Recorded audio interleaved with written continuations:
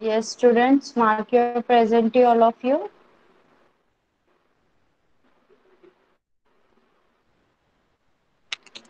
See, today is our EVS 2 आणि म्हणजेच history, okay? And we are going to learn, we are going to continue with our second lesson that we were learning, that was work of sons, म्हणजे संतांची कामगिरी. यामध्ये आपण काय काय पाहिलेलं? काही संत महाराष्ट्रात जे होऊन गेले त्यांची नावे पाहिली होती, बरोबर? जसं की श्री चक्रधर, संत नामदेव, संत ज्ञानेश्वर, संत चोखामेळा, ओके. देन संत सावता, संत गोरोबा, संत नरहरी, संत एकनाथ, संत शेख मोहम्मद, संत तुकाराम, संत निलोबा आणि संत जनाबाई, कान्होपात्रा, सोयराबाई, निर्मलाबाई, मुक्ताबाई यांची नावे आपण पाहिली होती. आठवतात का तुम्हाला सगळ्यांना? Yes, do you all remember all of this? Yes, do you all remember? याद आ रहा है सबको ये हमने सीखा था? Yes, okay. मग या संतांनी काय केलं? या संतांनी लोकांना वेगवेगळ्या वर्च्यूज, ओके, वर्च्यूज शिकवल्या. त्या कोणत्या होत्या? Compassion, non violence, charity, service, equality and brotherhood. एकात्मता, ओके, अहिंसा, दान धर्म, सेवा आणि सगळ्यांमध्ये असणारा बंधुभाव, या गोष्टी संतांनीच सगळ्यांना शिकवल्या. मग त्यामधील आपण पहिले संत श्री चक्रधर स्वामी यांच्याबद्दल शिकलो होतो.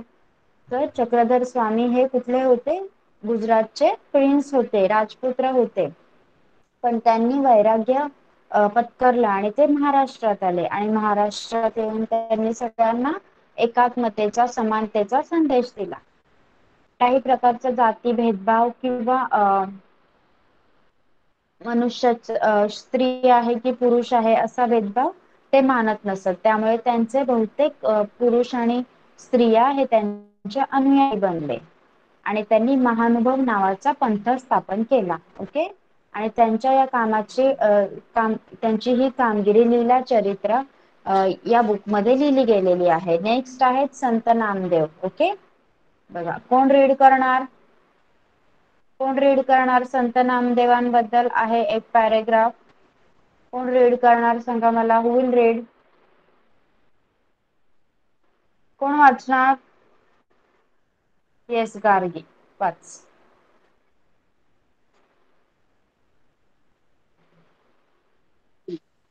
Sant Namdev was a great devotee of VITTH Vittal. Vittal.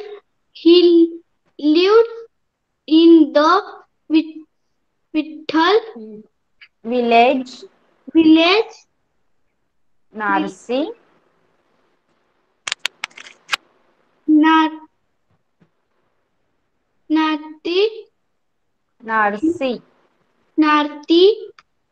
C S आहे बेटा. He composed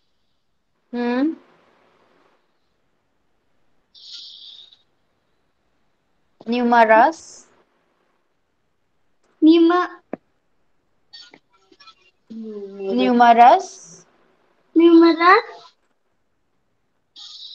songs in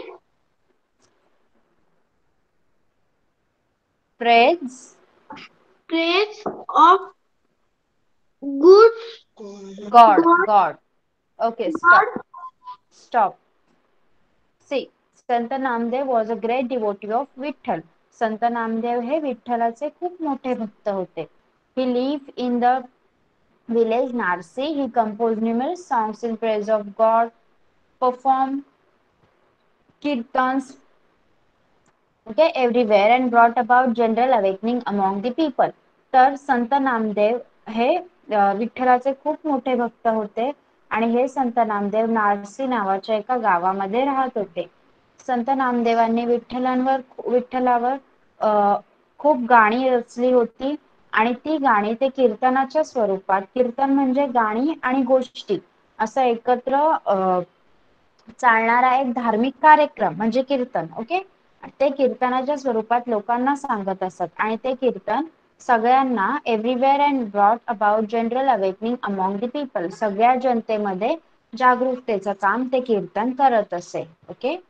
He moved all over Maharashtra to spread Bhagavad Dharma and taught the people deep devotion to God. मग त्यांनी पूर्ण महाराष्ट्रामध्ये भगवत धर्माचा प्रसार केला आणि देवाची पूजा करावी, आपल्याला देवाकडे स्वतःला झोकून द्यावं, हे त्यांनी लोकांना शिकवलं. He instilled in them the desire to protect their religion.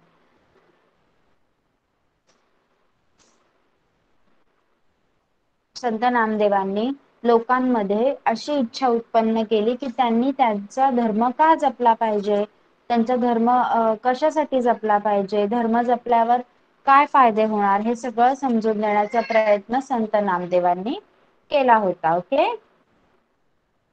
Just wait for 1 minute.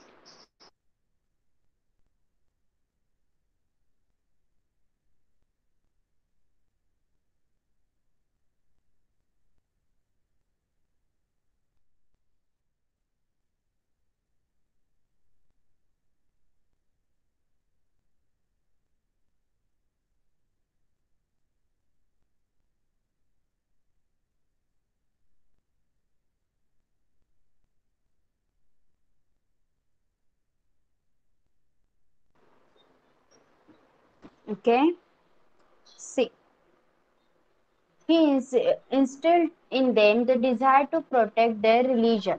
Sant Namdev later traveled all over India spreading the message of humanity. मग संत नामदेवांनी फक्त भारतातच नाही, महाराष्ट्रात नाही, तर संपूर्ण भारतामध्ये फिरून लोकांना मानवतेचा संदेश दिला. He traveled to Punjab and spread the message of equality among the people there. त्यांनी पंजाबला सुद्धा ते गेले आणि पंजाबला सुद्धा तिथल्या लोकांमध्ये एकात्मतेचा, समतेचा संदेश तिथल्या लोकांना दिला. He composed songs in Hindi. Even today, some of his verses are included in Guru Granth Sahib, the holy book of Sikhs. बघा, त्यांनी काही त्यांची गाणी होती कीर्तनाशी रिलेटेड, ती हिंदीत सुद्धा म्हटली आणि आता सुद्धा गुरु ग्रंथ साहेब ही शीख धर्माचं एक बुक आहे, ज्यामधून त्यांचं जे काही देवाशी, त्यांच्या देवाशी रिलेटेड ज्या काही गोष्टी आहेत ते त्या बुक मध्येच लिहिल्या आहेत आणि त्यामध्ये त्यांनी संत नामदेवांनी लिहिलेल्या काही गोष्टींचा देखील समावेश केलेला आहे. His songs are still sung all over Maharashtra with great love and devotion. मग आज सुद्धा संत नामदेवांनी गायलेली जी गाणी आहेत, जो देवाचा महिमा त्यांनी गायलेला आहे, तो आज सुद्धा महाराष्ट्रात मोठ्या उत्साहाने, मोठ्या भक्तीने आणि मोठ्या प्रेमाने गायला जातो. Okay. Understood.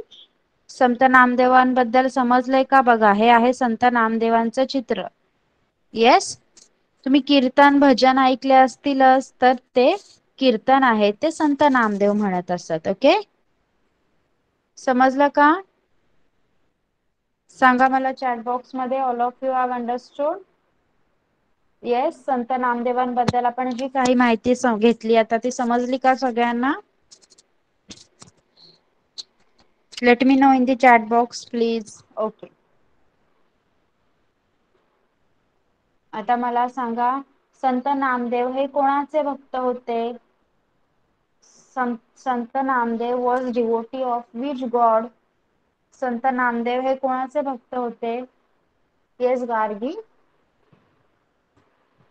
Vitthal. Okay, good. अजून एक, संत नामदेवांच्या गावाचे नाव काय होते? ते कोणत्या गावात राहत असत?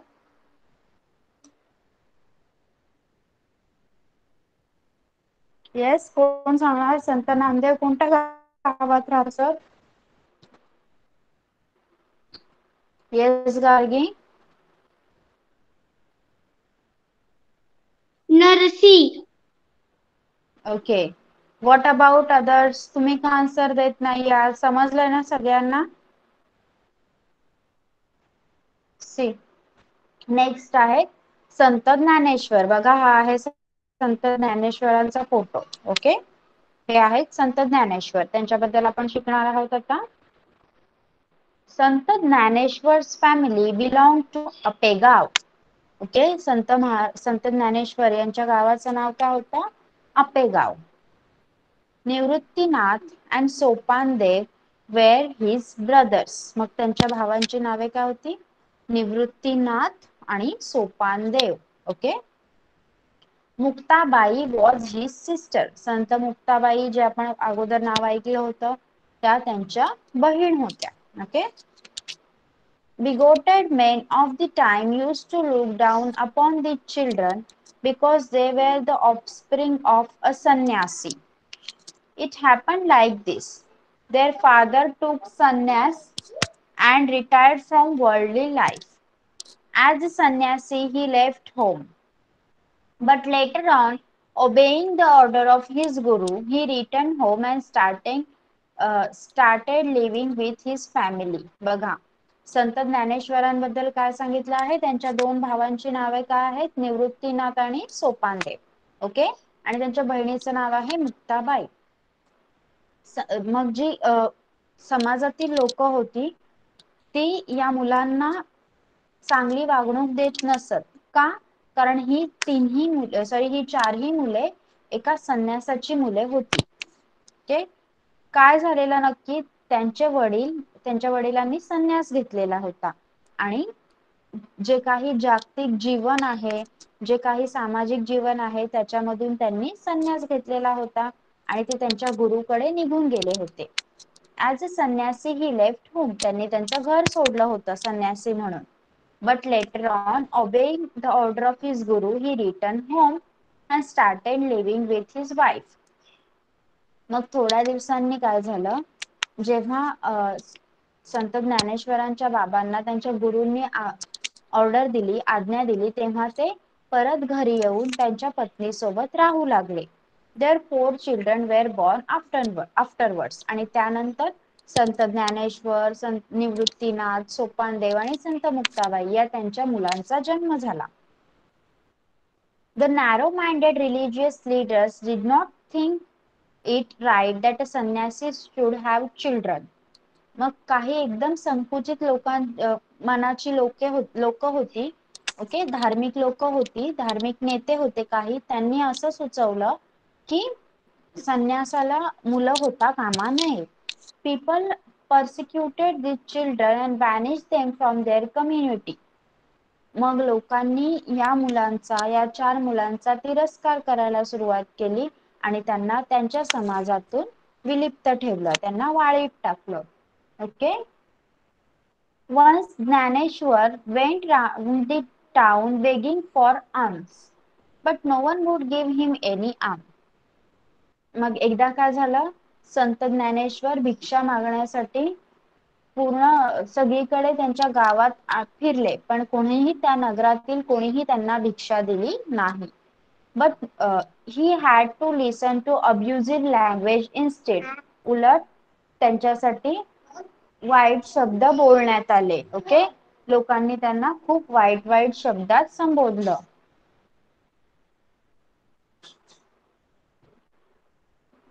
Young Dnyaneshwar was deeply pained by this incident. मग संत ज्ञानेश्वर तेव्हा खूप लहान होते आणि त्यांना या गोष्टीचं खूप दुःख झालं. He entered his hut and locked the door from inside to grieve over his lot. मग त्यांनी काय केलं? ते त्यांच्या झोपडीच्या आत गेले आणि आतून दरवाजा लावून स्वतःचं दुःख करत बसले, खूप सांत्वन करत बसले. Muktabai came and knocked at the door. She said, "Open the door, Dnyaneshwar." मग मुक्ताबाई तिथे आल्या आणि त्यांनी दरवाजा वाजवायला सुरुवात केली आणि संत ज्ञानेश्वरांना काय म्हटल्या? ज्ञानेश्वर, दरवाजा उघड. How can we remain drowned in our own sorrow? मग त्या काय म्हटल्या संत ज्ञानेश्वरांना? आपण आपल्या स्वतःच्या दुःखात कसं बुडून राहू शकतो? Who will then look to the welfare of the world? आपण जर स्वतःच्या दुःखात बुडून राहिलो तर जगाकडे कोण बघणार? जगाचा चांगुलपणा कोण बघणार? पूर्ण जगात काय चाललेलं आहे लोकांबरोबर हे सगळं कोण बघणार जर आपणच आपल्या दुःखांमध्ये बुडून राहिलो तर? These words of his sister gave new hope to Dnyaneshwar. मग त्यांच्या बहिणीच्या या शब्दांमुळे त्यांच्या मनात एक आशा निर्माण झाली. Okay. Everywhere the poor and backward people were being oppressed in the name of the religion. मग सगळीकडेच असं चालू होतं जे गरीब किंवा खालच्या जातीतील लोक होती, समाजातील लोक होती ती त्यांना अशाच प्रकारची वाईट वागणूक मिळायची. लोक त्यांना कधीही चांगल्या प्रकारे वागवत नसत. Dnyaneshwar went among the people and taught them to have faith in God. मग ज्ञानेश्वर अशा लोकांकडे गेले, संत ज्ञानेश्वर अशा लोकांकडे गेले आणि त्यांना देवावर विश्वास ठेवायला शिकवलं. Give equal treatment to all. Help those in trouble and allay their misery.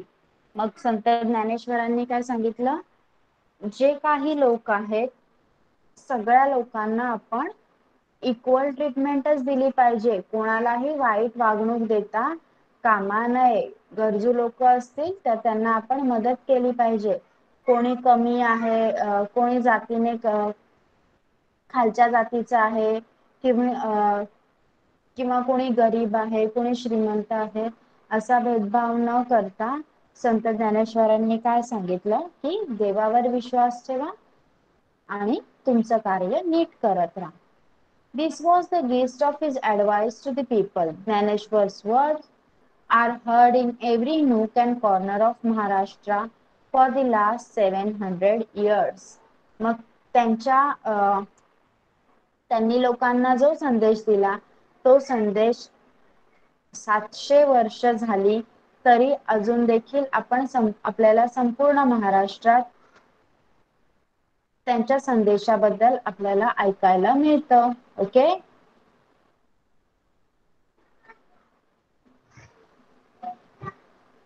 Now, in those days, all religious teaching were confined to Sanskrit books. बघा त्यावेळी काय होतं, जेवढ्या काही धार्मिक शिकवणी होत्या, धार्मिक गोष्टी शिकवल्या जायच्या किंवा काहीही कोणत्याही प्रकारचं शिक्षण दिलं जायचं मग ते कोणत्या भाषेत होतं? संस्कृत भाषेत. Okay. But language of ordinary people in everyday use was Marathi. आपण सुद्धा आता संस्कृत बोलतो का रोज? नाही. आपण पण मराठीच बोलतो की नाही? तसंच रोजच्या वापरातील सर्व लोकांची, सामान्य लोकांची भाषा ही मराठी होती आणि जे धार्मिक शिकवणी दिल्या जायच्या, जे काही पंडित महात्मे धार्मिक गोष्टी लोकांना शिकवायचे ते संस्कृत भाषेत शिकवण्याचा प्रयत्न करायचे. पण लोक काय करायचे? लोकांना फक्त मराठी भाषा बोलता येत होती किंवा समजत होती आणि ती त्यांच्या रोजच्या वापरातली होती. Dnyaneshwar wrote his outstanding book Dnyaneshwari in Marathi. मग ज्ञानेश्वरांनी काय केलं? संत ज्ञानेश्वरांनी मराठी भाषेत ज्ञानेश्वरी नावाचं एक पुस्तक लिहिलं. He thus opened wide for his people the doors of knowledge, where he perched the idea of brotherhood among all men. Okay. मग संत ज्ञानेश्वरांनी काय केलं? त्यांनी ज्ञानेश्वरी लिहिली आणि ही ज्ञानेश्वरी त्यांनी सर्वसामान्य लोकांच्या बोलण्याची किंवा व्यवहाराची जी भाषा होती मराठी, या मराठी भाषेतून ज्ञानेश्वरांनी ज्ञानेश्वरी हा ग्रंथ लिहिला. आणि ज्ञानेश्वरी हा ग्रंथ म्हणजे त्यामध्ये धर्माचं ज्ञान होतं आणि ते ज्ञान लोकांना त्यांनी खुले करून दिलं आणि त्यामधून लोकांना बंधुभावाची शिकवण दिली. At a very early age, at Alandi near Pune, Jnaneshwar took samadhi. That is, put himself in a trance from which he never come out. बघा, मग वयाच्या एकदम अगोदरच म्हणजे एकदम तरुण वयातच ज्ञानेश्वरांनी काय केलं, पुण्याजवळ आळंदी येथे जिवंत समाधी घेतली. ओके, जिवंत समाधी घेतली म्हणजे एखाद्या ट्रान्स मध्ये, एखाद्या पेटीसारख्या गोष्टीत ते गेले आणि तिथून कधीही बाहेर आले नाही. ओके, त्यांनी जिवंतपणे स्वतःला कोंडून घेतला आणि तिथेच त्यांचा मृत्यू झाला. त्याला समाधी घेणं म्हणतात. Even today on the 11th day of Ashad and Kartik, lakhs of pilgrims go to Alandi Pandhari with devotion. मग आज सुद्धा लाखो लोक मोठ्या भक्तिभावाने आषाढी आणि कार्तिकीला आळंदी पंढरीला जातात. जातात की नाही सांगा?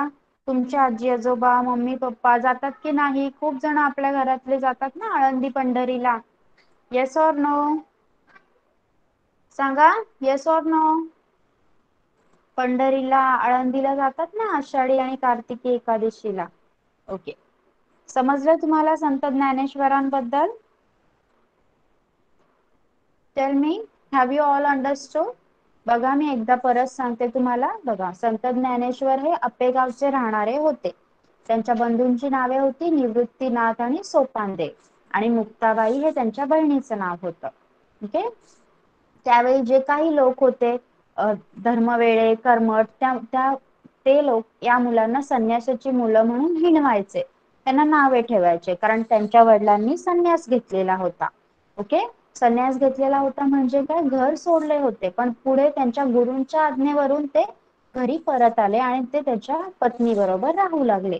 आणि त्यांना पुढे 4 मुले झाली. पण जी लोक होते त्यांना, या धार्मिक जी लोक होते त्यांना ही मुले मान्य नव्हती. त्यांना असं वाटत होतं की जो संन्याशी माणूस असेल त्याला मुले होता कामा नये, आणि त्यांनी या लोकांना वाळीत टाकलं होतं. ओके, मुलांना, या 4ही मुलांना त्यांनी वाळीत टाकलेलं होतं आणि त्या मुलांचा ते छळ देखील करत होते. मग संत ज्ञानेश्वर एकदा त्यांची भिक्षेची झोळी घेऊन गावात गेले, पण त्यांना कोणीही भिक्षा दिली नाही.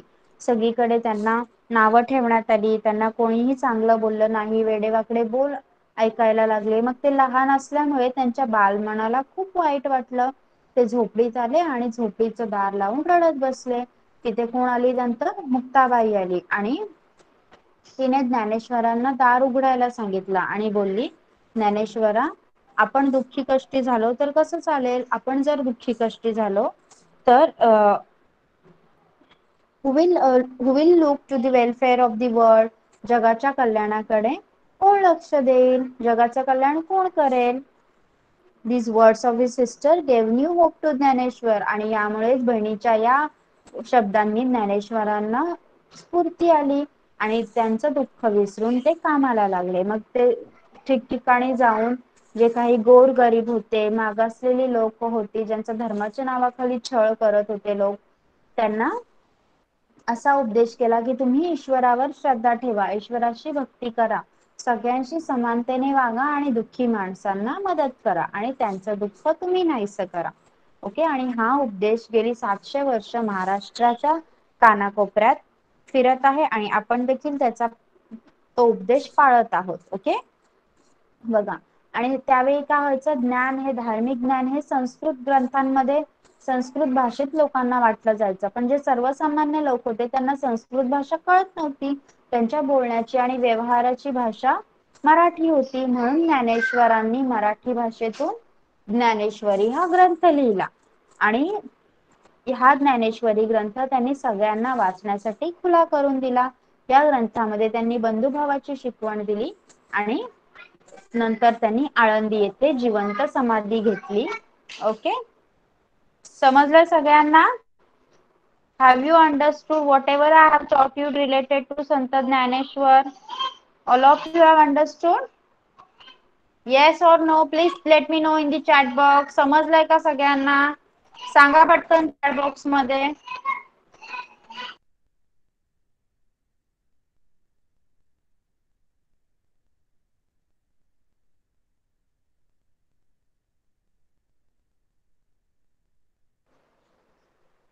Whenever I am asking you something, reply देत जा. मी तुम्हाला एवढं जीव तोडून शिकवते, तिथे लक्ष द्या जरा आणि रिप्लाय देत जा मी विचारलेल्या गोष्टींचा. नेक्स्ट आहे संत एकनाथ. बघा, संत Eknath carried on the work started by Sant Namdev and संत ज्ञानेश्वर. मग संत एकनाथांनी काय केलं, जी काही कामगिरी संत नामदेवांनी आणि संत ज्ञानेश्वरांनी सुरू केली होती, तिची परंपरा पुढे संत एकनाथांनी चालवली. ही लिव्हड इन पैठण. संत एकनाथ हे पैठणचे राहणारे होते. Okay. He preached that the way to reach God was through devotion, म्हणजेच भक्ती मार्ग. त्यांनी भक्ती मार्गाचा अवलंब केला होता. म्हणजे त्यांनी सांगितलेलं की देवाकडे जाणारा एकच रस्ता आहे, तो म्हणजे भक्तीचा, भक्ती मार्ग. आपण जर देवाची भक्ती केली तर आपण देवाकडे पोहोचू शकतो. He wrote numerous religious songs, abhangas, ovis and bharudas. मग त्यांनी ओव्या, अभंग आणि भारुडे लिहिली. Okay. His advice to the people was not to accept his distinction of high and low. Okay. त्यांनी काय सांगितलं लोकांना, कोणत्याही प्रकारचा उच्च नीच असा भेदभाव मानू नका. Okay. He made friends with the poor and the downtrodden and taught them devotion to God. Okay. त्यांनी जे गोरगरीब होते, मागासलेले होते, त्यांना जवळ केलं आणि त्या लोकांना भक्ती कशी असते या भक्तीचा मोठेपणा त्यांनी शिकवला. His love extended even to the dumb animals. जे काही प्राणी होते, मुके प्राणी होते, त्या मुक्या प्राण्यांवर देखील त्यांनी दया केली. He exhorted the people to love all living beings and practice what he preached. मग प्राणी मात्रांवर दया करा असं देखील लोकांना त्यांनी उपदेश केला. ओके. आणि संत एकनाथ जसं बोलायचे तसेच वागत असत. बघा, एक दिवस काय झालं, one day he was going to the river Godavari for a bath. एके दिवशी काय झालं, गोदावरी नदीवर स्नानाला संत एकनाथ चालले होते, निघाले होते. It was Noon and very hot. तेव्हा दुपारची वेळ होती आणि सगळीकडे खूप एकदम भरपूर ऊन पसरलं होतं. The sand bed along the river side was very hot too. आणि नदीच्या आजूबाजूला जी माती असते, वाळू असते, ती एकदम गरम होते की नाही उन्हात. तर त्या दिवशी सुद्धा ती वाळू एकदम तापलेली होती, भरपूर गरम होती. He heard the crying of a poor child sitting on the hot sand. मग त्यांनी त्या वाळूवर पडलेलं एक छोटं पोर रडत असलेलं पाहिलं. Eknath looked around and saw the child. मग त्यांना आवाज आला आणि त्यांनी इकडे तिकडे पाहिलं तर तिथे एक लहान मुलगा रडत होता. He rushed to him and looked around for the child's parents. संत एकनाथ त्याच्या जवळ पळत गेले आणि त्याचे आईबाप जवळ आहेत का हे त्यांनी पाहिले. He picked up the child in his arms, wiped his tears and reached him home. मग त्याचे आई बाबा जवळ नव्हते. मग संत एकनाथ त्या मुलाजवळ गेले. त्यांनी त्या पोराला उचलून कडेवर घेतलं, त्याचे डोळे पुसले आणि त्याच्या घरी नेऊन त्याला सोडलं. In this way, by his personal example, Eknath impressed the message of love and equality on the minds of the people. अशा रीतीने स्वतःच्या आचरणातून, स्वतःच्या वागण्यातून एकनाथांनी समतेची आणि ममतेची भावना लोकांच्या मनावर कोरली किंवा बिंबवली. ओके. संत एकनाथांबद्दल समजलंय का तुम्हाला? बघा, परत एकदा मी सांगते. संत एकनाथांनी काय केलं, संत नामदेव आणि संत ज्ञानेश्वरांची कामगिरी पुढे चालवली. ओके. ते पैठणचे राहणारे होते आणि त्यांनी भक्ती मार्गाचा अवलंब करा असा प्रसार केला. त्यांनी अनेक अभंग, ओव्या आणि भारुडे लिहिली. कोणतीही जात उच्च नाही किंवा कोणतीही जात नीच नाही असा, आणि तो भेदभाव कोणीही मानू नका असा त्यांनी लोकांना उपदेश केला. भक्तीच मोठी आहे आणि त्या भक्तीचा मोठेपणा त्यांनी लोकांना समजावून दिला. ओके. तसंच मुक्या प्राण्यांवर देखील दया करा असं देखील त्यांनी लोकांना समजावलं. आणि संत एकनाथ जसं बोलायचे तसेच ते वागत असत. आणि एके दिवशी जो काही इन्सिडेंट झाला गोदावरी नदीच्या किनाऱ्यावर, त्यांनी एका मुलाला उचलून त्याच्या आई वडिलांकडे नेले. म्हणजे त्यांनी त्यांच्या वागण्यातून समतेची आणि ममतेची भावना लोकांच्या मनावर कोरली. Okay, understood. हे आहे संत एकनाथांचं ते चित्र, जिथे तुम्हाला दाखवले आहे की ती गरम वाळू आहे आणि ते पोर, इथे दाखवलेलं पोर एका खालच्या जातीतील माणसाचं होतं, त्यामुळे लोक त्याला उचलायला तयार नव्हती.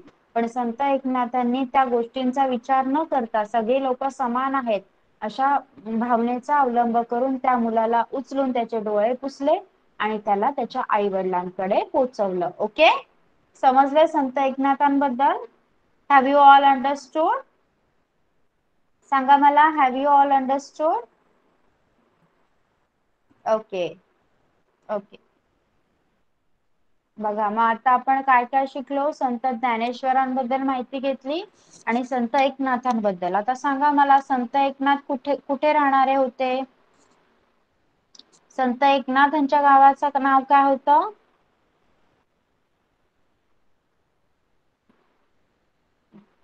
येस गार्गी?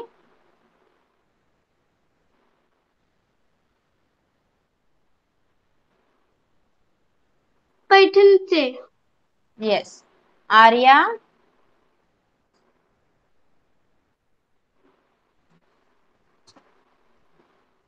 येस आर्या? पैठणचे. येस, संत एकनाथ हे पैठणचे राहणारे होते. गुड.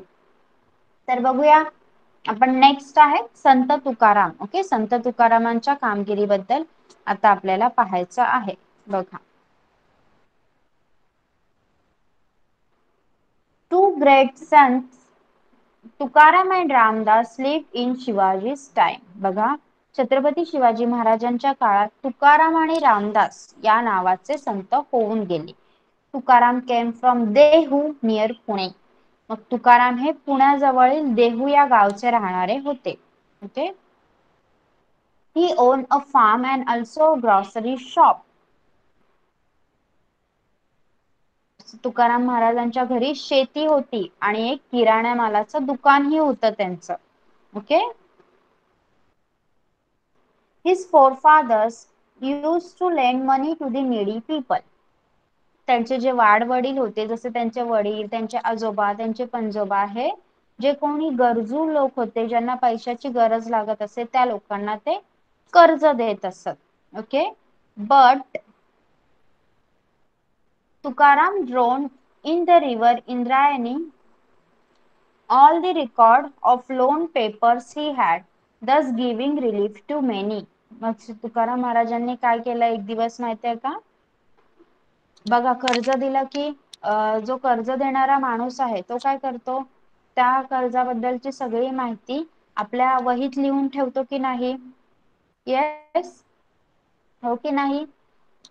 दुकानदार पण बघा, आपण जर उधारीने सामान आणलं तर दुकानदार पण आपलं नाव लिहितो, काय सामान नेलं ते लिहितो आणि सगळे पैसे लिहून ठेवतो, बरोबर? त्याचप्रमाणे संत तुकाराम महाराजांचे जे वडील होते, आजोबा होते, ते सुद्धा असंच करत असत. एखाद्या बुकवर ते सगळी इन्फॉर्मेशन, सगळी माहिती लिहून ठेवत असत. मग एक दिवस संत तुकारामांनी काय केलं माहितीये? सगळे कर्ज उचलले, सगळी बुक उचलले आणि जाऊन नदीमध्ये बुडवून टाकले. आता नदीमध्ये बुडवल्यावर त्याच्यावरच सगळं पुसून गेलं. मग ज्या लोकांनी कर्ज घेतलेलं होतं ते कर्जामधून मुक्त झाले. Okay, he would go to the neighboring hill and sing songs in praise of God Vitthal. ते जवळच्या डोंगरावर जात आणि जाऊन विठ्ठलाचं भजन करत बसत. On the 11th day, Ekadashi of the month of Ashad and Kartik, he would go to Pandharpur. Okay, मग आषाढी आणि कार्तिकीला ते नेहमी पंढरपूरला जात असत, पंढरीची वारी करत असत. He wrote devotional songs, अभंग्स and performed kirtans. मग त्यांनी अभंग केले, अभंग रचले आणि कीर्तन करत ते लोकांना अभंग म्हणून दाखवू लागले. Shivaji Maharaj also attended his कीर्तन. बघा, एक दिवस तर काय झालं, शिवाजी महाराज देखील त्यांच्या कीर्तनाला गेले होते. बघा, दिसतात तुम्हाला त्या दरबारात संत तुकाराम कीर्तन सांगतात आणि तिथे छत्रपती शिवाजी महाराज बसलेत. Yes, can you see? Yes, दिसतायत का तुम्हाला छत्रपती शिवाजी महाराज? सांगा मला. Yes.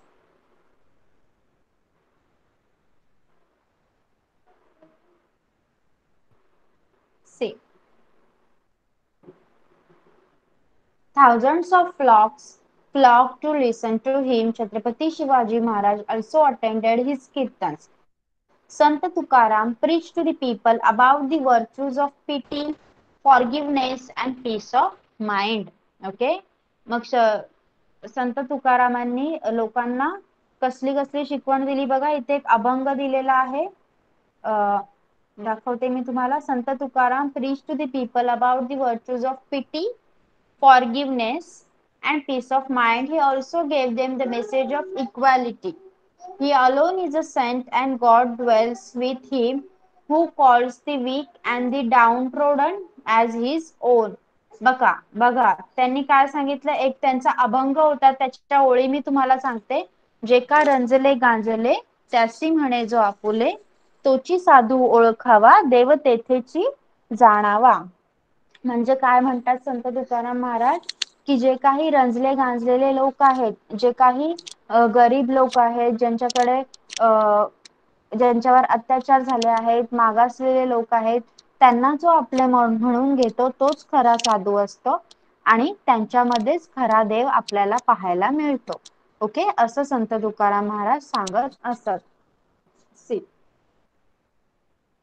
people accepted him as a great religious leader and showered their praise on him. Even today, all over Maharashtra, we hear people proclaiming Gyanba, Tukaram, the names of the two great sons. Sant Dnyaneshwar is called Gyanba also. Even today, Tukaram Gatha is read in every household.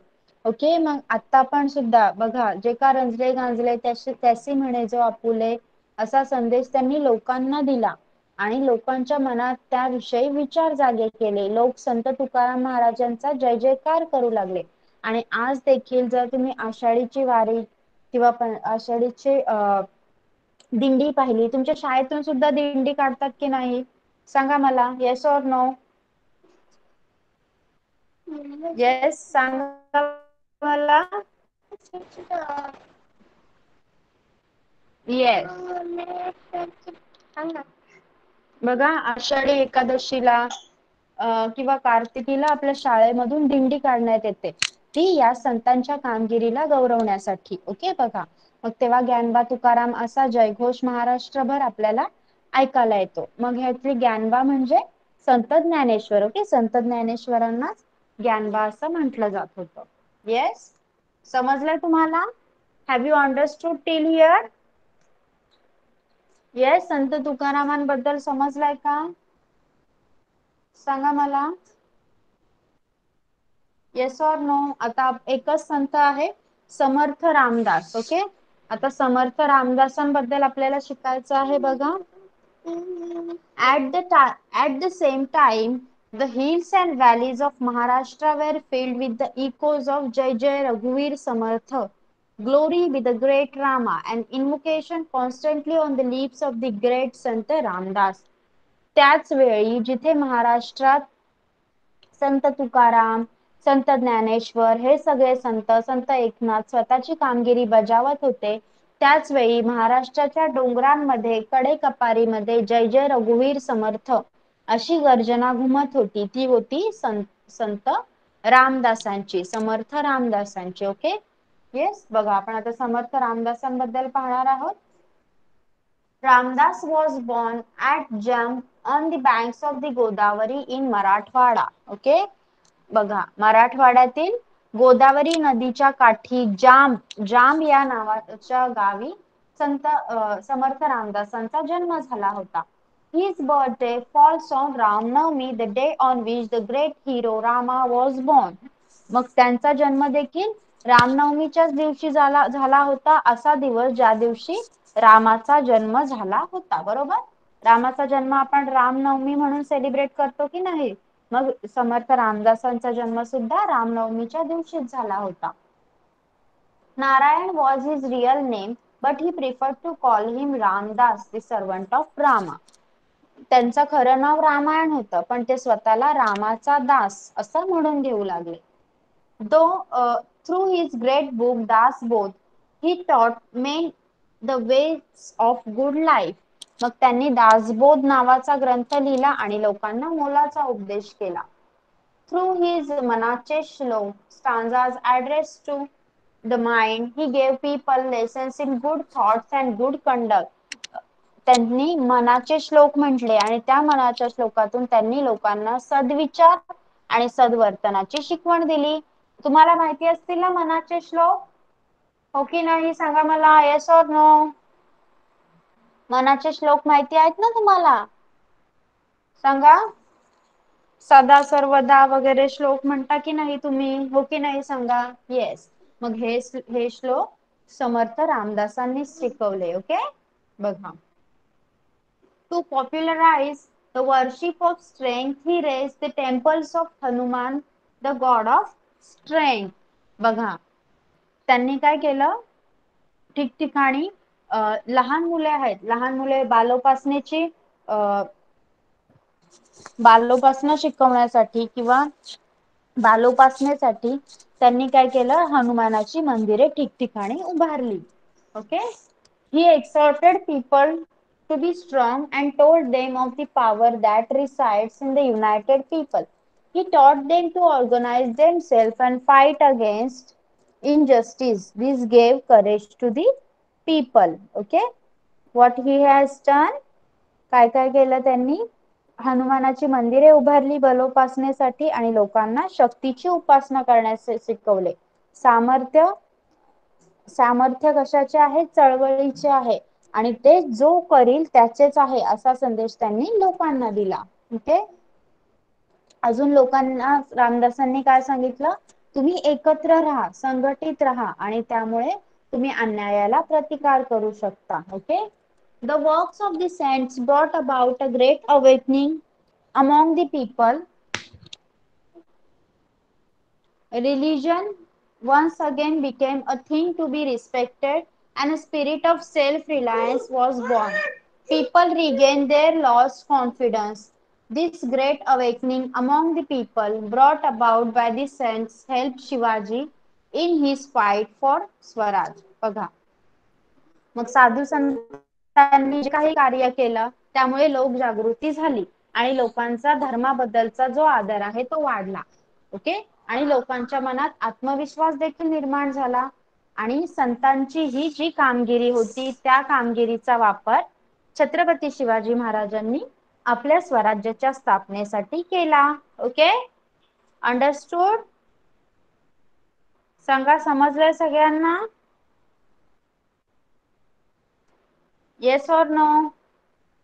Here we have completed our lesson. आपला lesson संपला आहे. सगळ्यांना समजलाय का? बघा, कोणाकोणाबद्दल माहिती आपण पाहिली. संत नामदेव, संत श्री चक्रधर स्वामी,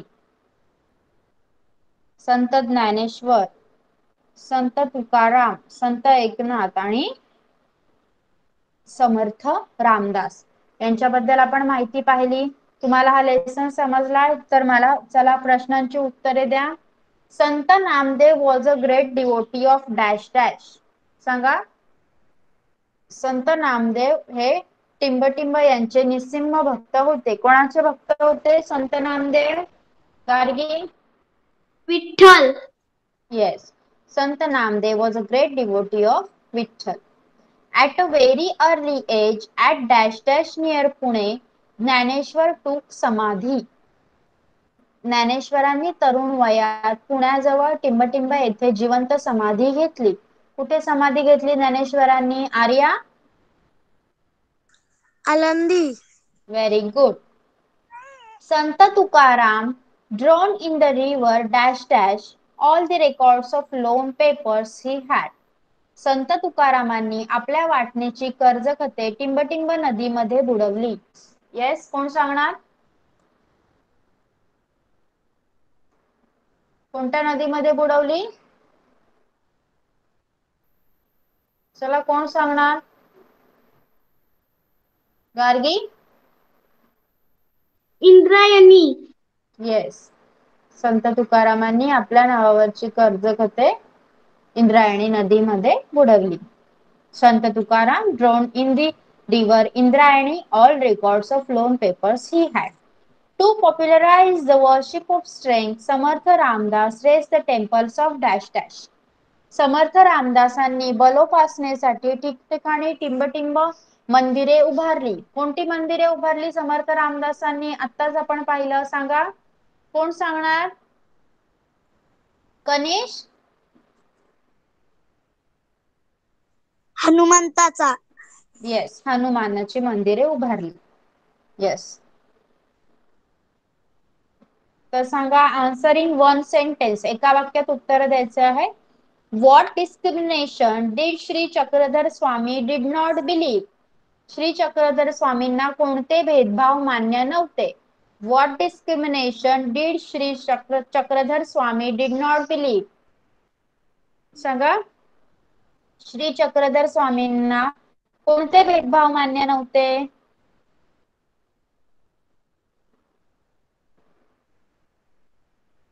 yes, anyone?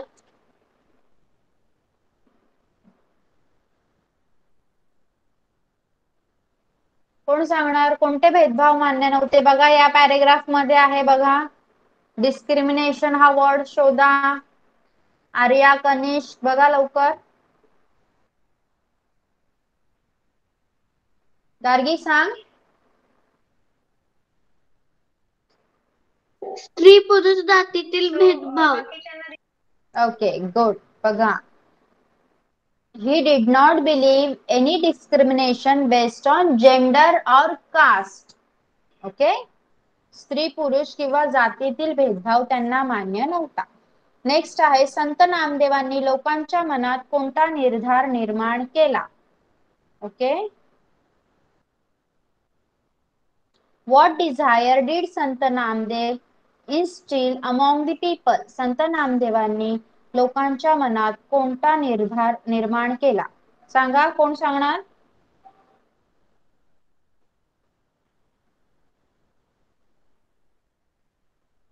Yes, who will tell this answer?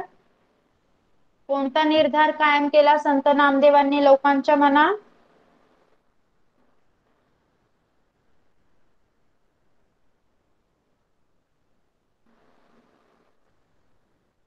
To protect their religion.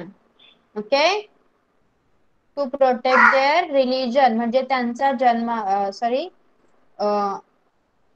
धर्माचं रक्षण करण्याचा, त्यांच्या धर्माच्या रक्षणाचा निर्धार त्यांनी लोकांच्या मनात निर्माण केला. Okay, understood? Now, what advice was rendered by संत एकनाथ? सांगा, what advice was rendered by संत एकनाथ? संत एकनाथांनी लोकांना कोणता उपदेश केला? येस, सांगा, कोण सांगणार? गार्गी, संत एकनाथांनी लोकांना कोणता उपदेश केला?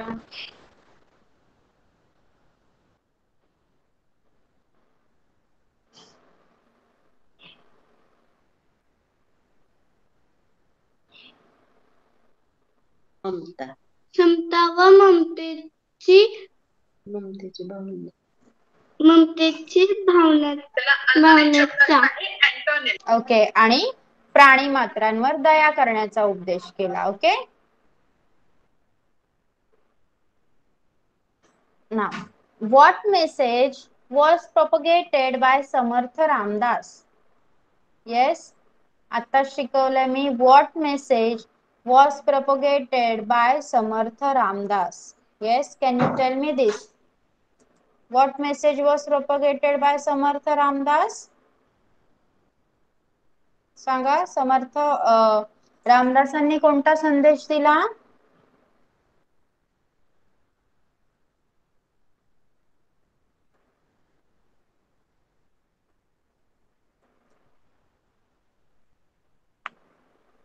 Yes,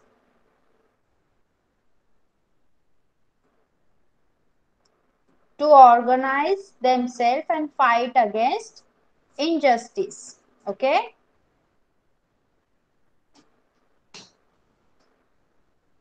म्हणजे सामर्थ्य आहे चळवळीचे, जो जो करील तयाचे, असा संदेश त्यांनी लोकांना दिला. Okay, understood? समजलीत आता उत्तर लिहू शकाल तुम्ही? सांगा मला.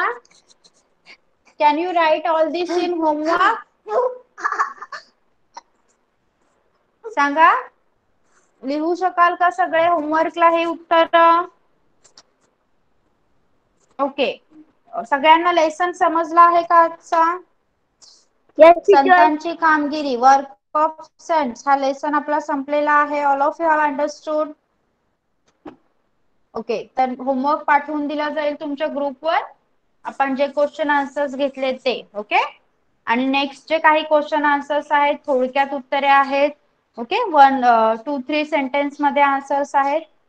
That I will take in the next lecture. You can leave the class now. Bye bye everyone. Bye bye teacher. Bye bye teacher. Thank you teacher.